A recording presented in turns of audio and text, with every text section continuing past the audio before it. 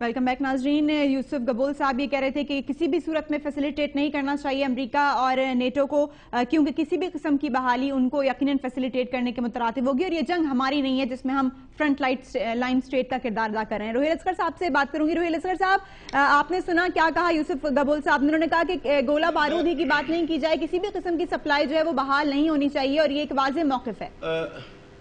इसमें दो चीज़ें आप अलग-अलग करके देखें ना। जो मैंने बात आपसे अर्ज की कि ये तो कतई तौर पे नहीं होना चाहिए कि आपकी सरजमीन उनको फैसिलिटेट नहीं करनी चाहिए जिससे वो अफगानिस्तान को या पाकिस्तान के अवाम को नुकसान पहुँचाएं।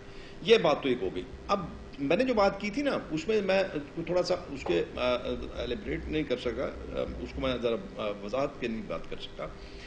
अब जब मैंने ये कहा ना कि आप खाने पीने की अशिया जाना चाहिए, तो फिर उस पर अगर आप इस पे भी कदगन लगाते हैं तो फिर पूरी दुनिया में आपका एक चेहरा ये दिखाया जाएगा कि ये देखें जी कितने जालिम है ये जी, खाने पीने पे भी आप बंदिश लगा रहे हैं। इसलिए मैं ये कह रहा था कि अगर आपने ये करना है तो फिर आप पहले जो हमारी शराइत है उस पर ज़रा उस शराइत को मनवाना चाहिए।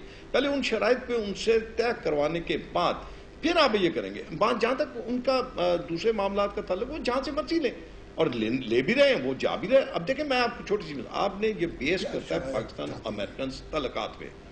अब अमेरिकन पाकिस्तान तलकात किस नवीयत के हैं कि अमेरिकन का एक अदना मुलाजम उठ के इंडिया जाता है और जाके वहां पे सिर्फ इंडियंस को खुश करने के लिए पाकिस्तान के एक शहरी के सर की कीमत मुकर्रर कर दी जाती है। आज हाफिज सईद साहब की सर की कीमत मुकर्रर करते हैं तो कल को आप किसी और की भी करेंगे, परसों आपको और भी किसी करेंगे। यानी कि जिसको इंडिया पसंद करेगा उसकी कीमत लगा देंगे आप, और जिसको पसंद नहीं करेगा आप उसको छोड़ देंगे।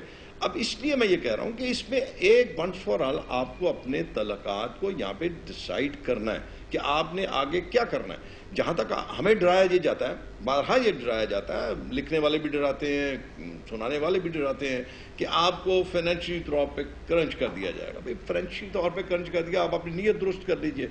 आप पाकिस्तान के जो खुदाबंद करीम में आपको नेमतों से नवाजा है उसको आप एक्सप्लोर कर लीजिए। आपको किसी से मांगने की जरूरत नहीं रहेगी। आप अपने अवाम के मजाज और उनकी मंशा के मुताबिक जब आप अपनी पॉलिसीज बनाएंगे तो यकीन कीजिए कि ये अवाम आपके पीछे खड़े होंगे।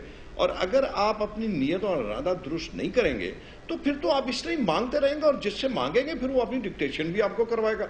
मैं एक छोटी सी मिसाल आपको ये देता हूँ कि इस कमेटी में हर मेंबर से ये कहा गया कि आपने इस डिसीजन जो होगा रेजोल्यूशन का, आपने इवन अपनी जमात के साथ भी डिस्कस नहीं किया करना और नहीं किया। लेकिन देखिए कैसा हुस्न इत्तफाक है कि डिस्कस पार्टी में हुआ, उसमें कहा गया कि आपने किसी को नहीं बताना।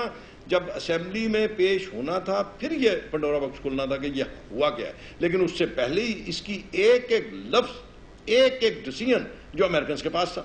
तो आप फिर कैसे कहते हैं, जो इसका मतलब जो मौलाना फजल आज क्या के उठे हैं, इसका मतलब दुरुस्त कहते हैं कि आपने तो फैसला कर लिया। ये तो अब आप सिर्फ ऐसे ही एक मजाक के तौर पे एक यूं कह लीजिए कि अपने सर से बला उतारने के लिए आप पार्लियामेंट में ला रहे हैं।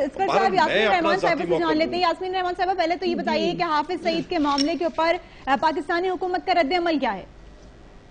जी देखें, जहाँ तक हाफिज सईद का मामला, आपने वजारत खारजा का खुद भी सुना होगा और आपने भी देखा कि हम उसको मुनासिब नहीं समझते कि बग़ैर किसी रैशनल के, बग़ैर किसी एविडेंस शेयरिंग के, बग़ैर किसी इंफॉर्मेशन शेयरिंग के कि कोई भी कंट्री हो, अमेरिका हो या एनी अदर कंट्री, वो पाकिस्तान के किसी शहरी को जिसको कि हमारे कोर्ट्स ने बरी किया हो वो इस तरीके से उनकी हेड मनी लगाएं। तो मैं नहीं समझती कि इसके बारे में कोई जो है वो वजारत खारजा का कोई ऐसा बयान नहीं आया जिस पे तकवीयत मिलती हो इस केस को। ये पाकिस्तान का कोई बयान नहीं आया, लेकिन यास्मीन रहमान साहिबा, अमरीकी सफीर को बुलाकर एहतजाज तो करना चाहिए था ना वजारत खारजा को।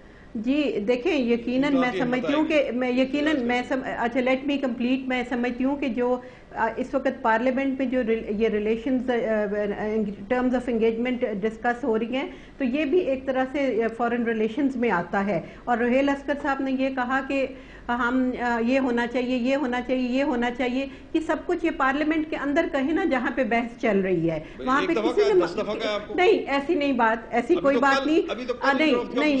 Please let me complete. उधर ये हो रहा है कि ये कहते हैं कि हम पॉइंट ऑफ ऑर्डर पे तो थोड़ी बहुत बात करेंगे, हमने इस मामले को अभी डिस्कस नहीं करना, ये कह के ये लोग चले जाते हैं। तो ये मामला कैसे आगे बढ़ेगा? इन्होंने कहा कि कोई जल्दी नहीं है, आज मेरे ख्याल में 20 तारीख को सेशन आया था, 16-17 आज कितने दिन हो गए हैं, तो अभी जल्दी तो कोई नहीं है, किसी को भी कोई नहीं भाग रहा, लेकिन मैं ये समझती हूँ कि ये बहुत अहम मामला है, इसको प्रायोरिटी बेस पे डिस्कस करना चाहिए और बहुत डिले नहीं करना चाहिए। अच्छा यास्मीन रहमान साहब, यहाँ से ये पूछ लूंगी मैं कि ये तो पार्लियामेंट में मामला तो है ही तमाम जमातों की जानिब से, ताकि इसके ऊपर एक मौक़िफ़ सामने आ सके, मुश्तरका मौक़िफ़ सामने आ सके। पीपल्स पार्टी का अपना मौक़िफ़ क्या है? नेटो सप्लाई लाइन बहाल होनी चाहिए? अमेरिका से किस किस्म के ताल्लुकात होने चाहिए? देखें, पाकिस्तान पीपल्स पार्टी या कह लें जो गवर्नमेंट है जो इस वक्त पीपल्स पार्टी की, उन्होंने जैसे शमसी एयरबेस से रोल बैक कराया, बॉन कॉन्फ्रेंस किस वक्त वो ना शामिल करके एक एहतजाज किया, नेटवर्क सप्लाई को पहली बार अब पाकिस्तानी तारीख में बंद किया, बहुत स्ट्रिंजेंट बहुत स्ट्रॉन्ग स्टेप्स लिए गवर्नमेंट ने, और कोई ये नहीं देखा कि कौन सा मुल्क नाराज़ होता है या कौन सा मुल्क राज़ी होता है, अपने मुल्क के मफाद में बहुत स्ट्रिक्टर एक्शंस लिए और उन पर वो कायम भी हैं। और अब मैं समझती हूँ कि वो जो भी पार्लियामेंट्री डिसीजन आएंगे उनको हुकूमत इम्प्लीमेंट करेगी। हुकूमत का कभी ऐसा अगर मामलात होते हैं तो वो बंद कमरों में बैठ के जैसे माजी में होता रहा, डिक्टेटर्स हों या कोई दूसरे हों, वो अपने फैसले खुद करते रहे, पार्लियामेंट को कानो कान खबर नहीं होती। आज सारा कुछ नहीं जी, मेजॉरिटी की बात नहीं है। अगर आप देखें कि पाकिस्तान पीपल्स पार्टी एक 2/3 मेजॉरिटी नहीं रखती आज भी, और वो यूनानिमसली सबको साथ लेकर चलना चाहती है। अगर सिर्फ मेजॉरिटी की बात होती तो पहले हफ्ते में पास करवा लेते। और मैं समझती हूँ नहीं, मैं नहीं ये आइन को तो तरमीम नहीं कर रहे ना, ये तो एक सिंपल मेजॉरिटी से फैसला होना है। अगर देखिए, आप अगर टोकेंगे नहीं तो मैं बात कंप्लीट कर सकूंगी। मैं ये सिर्फ ये कह रही हूँ कि अगर मेजॉरिटी की बात होती है तो पहले हफ्ते में मेजॉरिटी से पास करवा के उसको इम्प्लीमेंटेशन की तरफ ले जाते। और मुस्लिम लीग कह तो रहे हैं कि फैसला तो हो गया, अभी तो ऐसे दिखावा हो रहा है। देखें, ये मौलाना साहब का कहना है, उनकी राय अपनी होगी और वो अपनी अच्छा, चलिए आप बताइए फिर क्या फैसला हुआ है? तो कि मैं ये समझती हूँ ये मौलाना साहब की राय है। मेरी राय में तमाम चीजें पार्लियामेंट के पास हैं, ball is in the parliament court, वो बैठ के किस सिमत को जा रही है? आप तो गवर्नमेंट की है, ये सिमत तो बता दें, किस सिमत में जा रहा है ये फैसला? देखिए, सिमत की तरफ तो पार्लियामेंटेरियंस ने डिस्कशन के बाद लेके आना है, अभी तक कोई डिसीजन नहीं लिया गया करनी है जी। अभी तक हम देख रहे हैं कि यास्मीन रहमान साहब, आपसे मैं ये जानना चाहूंगी कि सिर्फ यही मामला क्यों पार्लियामेंट में लेके आया गया, इस किस्म के मामलात के अलावा दीगर मामलात क्यों नहीं लेके आए गए? क्योंकि ये मामला जो तरतीब देना, ये तो हुकूमत और लेजिस्लेटिव का काम है ना, ये पार्लियामेंट का काम तो नहीं है। देखिए, क्यों नहीं है? देखिए, policy making, policy decisions parliament का बिल्कुल काम है, लेजिस्लेटिव बिजनेस, और उसके बाद ओवरसाइट और के पॉलिसी डिसीजंस जो हैं, अगर हमने माजी में हमने पार्लियामेंट को डिसीजन से पॉलिसी से अलहदा रखा तो ये गलत बात हुई। पॉलिसी जो है वो पार्लियामेंट में आनी चाहिए, और मैं समझती हूँ कि फॉरेन पॉलिसी भी और इंटरनल पॉलिसी भी पार्लियामेंट में आनी चाहिए। कलेक्टिव विजडम के तहत डिस्कशन होनी चाहिए और ट्रांसपेरेंट पॉलिसीज आनी चाहिए। अब ये चाहती हैं कि 342 तो हो गए कौमी असेंबली के मेंबरान और 110 हो गए सेनेट के मेंबरान। अब चाहते हैं कि ये सारा जितना गुनाह है ये सारे ये मेंबरान पे फेंक दिया जाए, ताकि आप लोग जिम्मेदार हो।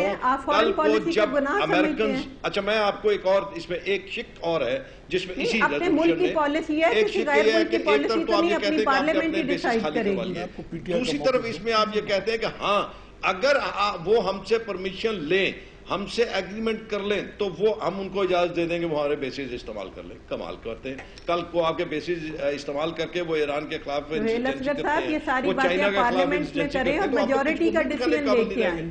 यास्मीन रहमान साहब, फॉरेन पॉलिसी बनाना हुकूमत का काम है, क्योंकि इससे पहले भी जब एटमी धमाका हुआ कौमी तारीख का एक बहुत अहम मामला, उसके ऊपर जो है यकीनन वो मामला पार्लियामेंट में डिस्कस नहीं हुआ। नवाज शरीफ हुकूमत ने उसकी सारी जिम्मेदारी अपने से ली। काम तो हुकूमत का है कि वो फॉरेन पॉलिसी बनाए। इसके ऊपर मैं मजीद भी बात करूंगी। यास्मीन रहमान साहब, आपको भी शामिल गुफ्तगू करूंगी और दीगर मेहमानों को भी मौका दूंगी, लेकिन पहले लेंगे एक ब्रेक और ब्रेक के बाद आके मजीद गुफ्तगू करेंगे।